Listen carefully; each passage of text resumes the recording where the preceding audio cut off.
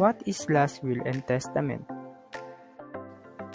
Last will and testament or will is a legal document that expresses a person's wishes as to how their wealth is to be distributed, created by individual, which is used to lay out how a person's real and personal property shall be distributed after their death. A person who creating will is called grantor or testator, and a person who receiving under the will is called beneficiary or heirs. Here in the Philippines, a will is valid if the will is executed by a person with the required or testamentary capacity. The executor is the one who implements the will.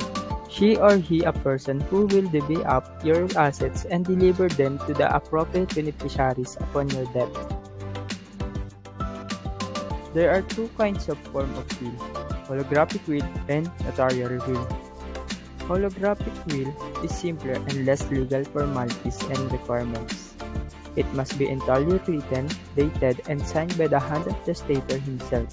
It is subject to no other form and may be made in or out of the Philippines, and witnesses are not necessarily. A notarial will requires at least 3 credible witnesses, and it should be acknowledged before a notary public in order to ensure that it was made by the testator. It's full of formalities required by law, and if the formalities are not complied with, it would mean that the will may not be allowed to probate or it may not be considered valid. By the word notarial, it must be notarized. How to create a valid will? Will should be written a dialect that is known to him. Any person 18 years old and above with a sound of mind can create a will. A will must be clear, signed and dated by the will maker, and signed by at least 2 witnesses.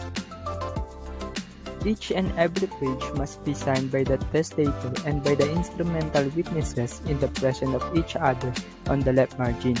Every page of the will must be numbered correlatively in letters placed on the upper part of each page. It also contains an attestation clause that must be signed by 3 witnesses. Did you know, here in the Philippines, a testator can put in his will that his surviving spouse cannot marry again? All or any part of the testator remaining debts and obligation do not pass on to the heirs, and a testator cannot require an heir to commit an illegal act in order to receive his inheritance.